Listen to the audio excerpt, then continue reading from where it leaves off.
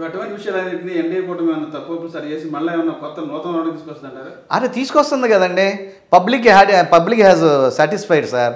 Public అంతా కూడా అండి దేశ విదేశాల్లో ఇతర రాష్ట్రాల్లో ఉన్నటువంటి వాళ్ళు కూడా వేలు ఖర్చు పెట్టి లక్షలు ఖర్చు పెట్టి ఎవరి కాళ్ళు సొంత డబ్బులతో ఇక్కడికి వచ్చి ఇక్కడ నా ఆంధ్రప్రదేశ్ వెనకబడుతుంది, ఇలాంటి ఒక దౌర్జన్యకారుడు దోపిడీదారుడు ఒక హత్యా రాజకీయాలు చేసినోడు సొంత ఫ్యామిలీస్ను కూడా వాళ్ళే చెప్తున్నారు, మా అబ్బాయికి ఓటేయొద్దు, మా అన్నయ్యకి ఓటేయొద్దు, మా నాన్న చంపింది ఈయన, నా మంగళసూత్రాలు తెంచింది, నా సౌభాగ్యాలు తీసింది వీడేనని చెప్పి సౌభాగ్యవతి గారు, వివేకానంద రెడ్డి వీళ్ళందరూ చెప్పగలిగింది ప్రజలు ఎందుకు నమ్మరు?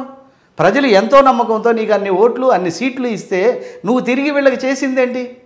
ఆలోచించండి, ఒక్కసారి ఆలోచించండి సార్.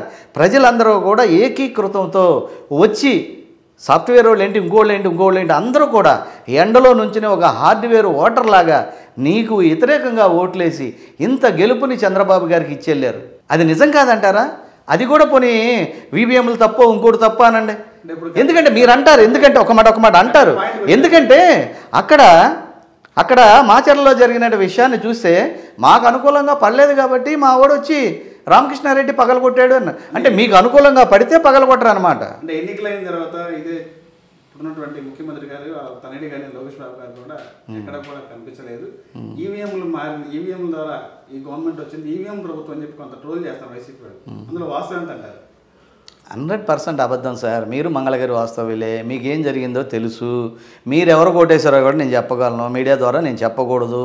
అయ్యా ఇది 100% ప్రభుత్వ మార్పు కోరుకున్నారు రాష్ట్ర ప్రజలు, దాన్ని గౌరవించాల్సిన అవసరం ఉంది. నెల రోజులు అవ్వలేదు, 2 నెలలు అవ్వలేదు, 3 నెలలు ఇంకా రాలేదు. ఇంకా మీరు ఓ పక్కన పేరున్నాని, ఓ పక్కన మా గంట అరగంట రాంబాబు గారు, మీరందరూ కూడా ఈ విధంగా మీద పడిపోతుంటే వైసీపీ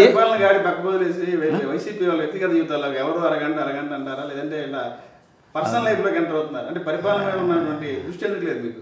అసలు లేదండి, వైసీపీ వాళ్ళు టార్గెట్ గా చేస్తూ వాళ్ళ వ్యక్తిగత జీవితాల్లోకి వెళ్తాం కాకుండా మనం చూస్తే సాయిరెడ్డి గురించి చెప్పారు, మళ్ళీ నిన్న ఎమ్మెల్సీ గురించి చెప్పొచ్చారు. సాయిరెడ్డి గురించి ఎవరు చెప్పారండి?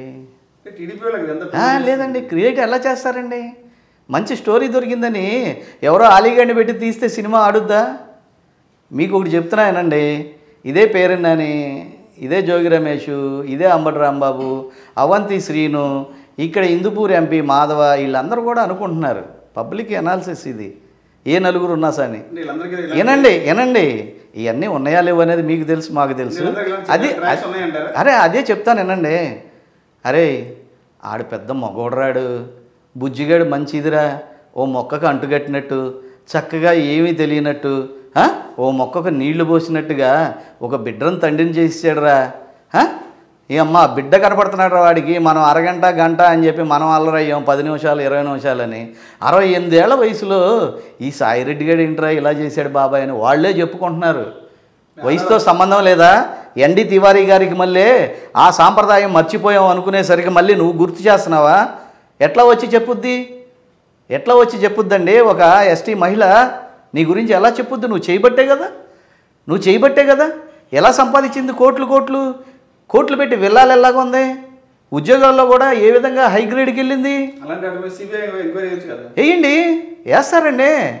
వేస్తారు. వాళ్ళ భర్త కోరుకుంటే భర్త నోరు మూపించారుగా మళ్ళీ మొన్న మీరు. అదే కాదండి, అతను చూడండి దువ్వాడ శ్రీనివాస్, అది లేనిది నేను చచ్చిపోతాను అంటున్నాడు. అదేంటంటే దీనికి ఒక కొత్త పదాన్ని సృష్టిస్తున్నారు. ఏంటది? ఇంగ్లీష్లో ఏదో చెప్తుంది ఆమె. అట్లేదండి, పెళ్ళయింది, ఆమెకు భార్య పిల్లలు ఉన్నారు, పిల్లలు డాక్టర్లు.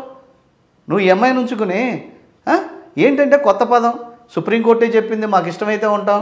వినండి మా రాష్ట్రంలో ఉన్న సుప్రీంకోర్టే చెప్పింది ఎలాంటి తప్పు లేదు, అండర్ 294 సెక్షన్ బేత్ ఆఫ్ మీరు మేజర్లు అయిన ఎట్లా మీరు ఎలా చేసుకున్నా తప్పు లేదని చెప్పి ఆ రోజు చెప్పారు. అట్లాగే మా రోజా గౌరవం మనం చెప్పింది తిరుపతిలో. ఇద్దరికి ఇష్టం, మా ఇష్టం వచ్చినట్టు మేము ఉంటాం, మేమన్నా మైనర్లమా, మేము మేజర్లు అయ్యాం, ఇద్దరికి ఇష్టమైతే తప్పు కదని సుప్రీంకోర్టు చెప్పిందని ఈవిడి చెప్పడం, ఈవిడి మాటలు ఈ మాటలు అన్నీ కూడా ప్రమేయం ఉండి 4 లక్షల మందికి మీరు రాజకీయ నాయకులైనటువంటి అదే శ్రీకాకుళం జిల్లాలో మీరు ఏ విధంగా కనీసం మీ మాటలు 2 లక్షల మంది పాడైపోతారు కదా. పిల్లల్ని పాడు చేస్తుంది మీరండి. భూముల్ని దోచుకుంటారు, ఆఖరికి ఆడవాళ్ళ పానాలు కూడా దోచుకుంటారండి. ఏంటండి ఇది? ఇందుకేనా గడప గడపకి మీరు వెళ్ళింది? జగన్మోహన్ రెడ్డి అనేవాడు తండ్రి లాంటివాడండి వైఎస్ఆర్ పార్టీకి. తప్పు చేసిన పిల్లోడిని క్లాస్ రూమ్లో మాస్టర్ ఎలా శిక్షిస్తాడో అలా నువ్వు ఎందుకు శిక్షించలేదండి? ఇదే జోగి రమేష్ ఆ రోజు చంద్రబాబు ఇంటి మీదకి వెళ్తే తప్పు అని ఎందుకు ఖండించలేదండి? పవన్ కళ్యాణ్ని లోఫరో దాఫరో అంటే ఎందుకు ఖండించలేదండి? మీరు మాట్లాడిన మాటలేంటండి? కొడాలి నానిగారు చూడండి, మాట్లాడితే నోరు తెరిస్తే అలాంటి నా కొడుకు, ఇలాంటి నా కొడుకు, లుచ్చా నా కొడుకు, అది ఇది, ఆ కొడుకు కూడా అడిగి పుట్టలేదు. ఎక్కడున్నారండి వీళ్ళందరూ? ఇప్పుడు ఏమైపోయారు? ప్రజలు కోరుకున్న ప్రభుత్వం జరుగుతుంది, అభివృద్ధి కనపడుతుంది. ఇప్పటికే BHCL కానించి అనేకం మన మచిలీపట్నం చుట్టుపక్కలకు వచ్చినాయి, పోర్టుకు కూడా కొన్ని సబ్ ఫ్యాక్టరీలు వస్తున్నాయి, పారిశ్రామికీకరణ జరుగుద్ది, అట్లాగే అభివృద్ధి జరుగుద్ది. అనేక మంది ఇవాళ పారిశ్రామికవేత్తలు వచ్చారు, అట్లాగే పెట్టుబడిదారులు వచ్చారు. అందరూ కూడా పెట్టుబడులు పెడతాక చూస్తున్నారు. అభివృద్ధి కోరుకుందాం నిన్నటి వరకు మేము ఒక అభివృద్ధికి నోచుకునే పరిస్థితుల్లో ఉన్నారు. మీరు అన్నారు ఇందాక నిరుద్యోగ సమస్య తీర్చాడు అని. నిరుద్యోగ సమస్య తీర్చలా లేదండి, అన్ని అబద్ధాలు సార్. సచివాలయ సిబ్బంది కానీ ఇంకోటి కానీ వీళ్ళు ఇవాళ ఉంటారో వెళ్ళిపోతారో తెలియదు. సచివాలయ సిబ్బందిని నువ్వు తీసుకొచ్చావు, పంచాయతీ వ్యవస్థ ఏమవ్వాలి? అసలు పంచాయతీ ప్రెసిడెంట్లకు ఓట్లు ఉన్నాయా? నిధులు ఉన్నాయా? విధులు ఉన్నాయా? పంచాయతీని ఎక్కడన్నా డెవలప్ ఉందా? రోడ్లు ఎక్కడన్నా డెవలప్ ఉందా? పంచాయతీకి వచ్చిన నిధులను నువ్వు ఎందుకని తీసుకున్నావు? నీ ఇష్టం వచ్చినట్టు నువ్వు వేరే విధంగా అందించుకోవడానికి నీకు హక్కే ఉంది. ఇవాళ పంచాయతీలు చూడండి ఏ విధంగా నిధులు అలాట్ చేస్తున్నాడో పవన్ కళ్యాణ్. డైరెక్ట్ ఢిల్లీ నుంచి వచ్చిన నిధులు డైరెక్ట్ పంచాయతీకి వెళ్ళాలి, పంచాయతీ వాళ్ళ ఊరు సమస్యలు చూసుకుని ఖర్చు పెట్టాలి. నువ్వు ఎందుకని చేయలేదండి? ప్రతిదీ నీ సొంతానికి వాడుకుంటామేనా? ఏంటి నువ్వు చేసింది చెప్పు ఒక్కసారి. 5 సంవత్సరాలు నేను వైఎస్ఆర్ పార్టీ అధికార స్పోక్స్ పర్సన్ నేను సిటీకి. అలాంటిది ఇవాళ నాలాంటి వాళ్ళం కూడా మానేసామంటే. గత 3.5 ఏళ్ళుగా వైఎస్ఆర్సీపీ పార్టీ తరఫున స్పోక్స్ పర్సన్ ఉన్నటువంటి ముళ్ళపూడి నాగేశ్వరరావు ఎందుకు యూటర్న్ తీసుకున్నారు? ఎన్నికలకు సంవత్సరాలు ఉందనగా అంత బలంగా వాయిస్ వినిపించినటువంటి ముళ్ళపూడి నాగేశ్వరరావు ఎందుకు ఒక హఠాత్తుగా పార్టీ మారాల్సి వచ్చింది? మీరు భలే క్వశ్చన్ వేస్తారు. గుర్తింపు నాది స్టేట్ వైడ్గా రాజకమల అయిన చైతన్య ఛానళ్ళ ద్వారా కానీ, ప్రజా చైతన్యం ద్వారా కానీ, లేదు ఎన్ఆర్ ఛానల్ ద్వారా కానీ నాకు ఇవ్వాల్సిన పాపులారిటీ నాకు ఇచ్చారు. ఇవాళ రాష్ట్రంలో ప్రతి ఒక్కళ్ళు కూడా ఒక కాపు నాయకుడిగా, ఒక వంగవీటి మోహన్ రంగా శిష్యుడుగా, అట్లాగే నిజాయితీగా ఉన్నట్టు పెద్ద ఆయన మాట్లాడతాడరా అని అటు పులివెందులేంటి, ఇటు కడపేంటి, ఇటేంటి, ఇచ్చాపురం ఏంటి, శ్రీకాకుళం నాకు అభిమానులు పెరిగిపోయారు. నేను వీడియో అంటూ పెడితే లక్షల్లో వ్యూస్, వేలల్లో వందల్లో కామెంట్లు. ఇంతకన్నా నాకేం కావాలండి? పార్టీ నుంచి మారవలసిన అవసరం ఏంటంటే, మీకు అనేక పర్యాయాలు చెప్పా, గౌరవనీయులైన వంగవీటి మోహన్ రంగా గారు ఈ ఏరియాలో మోనార్క్. ఇరాక్లో సద్దాం హుస్సేన్ మోనార్క్ మరణించినప్పటికీ కూడా ఇరాక్లో సకలేశ్పుర, సత్యమంగళం, మైసూరు, వీరప్పన్ మోనార్క్, అక్కడ వీరప్పన్ మోనార్క్ అడవుల్లో.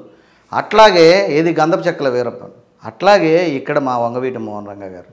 అట్లాగే మా నాయకుడు పోయిన తర్వాత మేము అందరం కూడా వైఎస్ రాజశేఖర రెడ్డి గారితో ఉన్నాం. అలాంటి పరిపాలన వస్తుందని చెప్పి జగన్మోహన్ రెడ్డి గారిని గౌరవించాం. రంగా గారి అభిమానులుగా మేము చంద్రబాబు గారిని ద్వేషించాం. అనేక మీడియాలు మీ ద్వారా మేము ఇవ్వటం కూడా జరిగింది. ఇవాళ ఇవన్నీ కావాల్సింది పిల్లల భవిష్యత్తు కావాలి. చంద్రబాబు గారు తెచ్చిన ఐటీలో ఇవాళ నా పిల్లలిద్దరు ఇంజనీర్లు అయ్యారు. 1,50,000, 1,50,000, 2 లక్షలు సంపాదించుకుంటున్నారంటే because of Chandrababu. He has put the IT companies also, that's why you have supported to.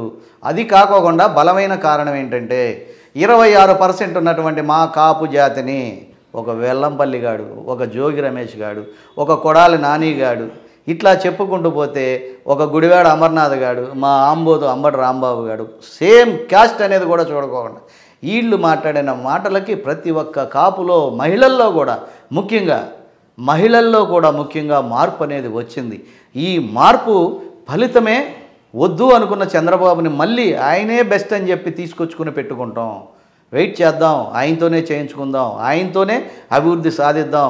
ఆయన వస్తే మళ్ళీ ఒక బిల్ గ్రేట్స్, బిల్ క్లింటన్, లేదంటే ఇదే సింగపూర్లో ఉన్నటువంటి సీఎంలో, ప్రధానిలో అందరూ వస్తారు. పారిశ్రామికవేత్తలు ఎక్కువ కమ్మవారు ఉన్నారు, విదేశాల్లో వెళ్ళి స్థిరపడ్డోళ్ళు ఉన్నారు, ఇతర కంట్రీస్లో ఉన్న ఇతర స్టేట్లలో ఉన్నవాళ్ళు ఉన్నారు.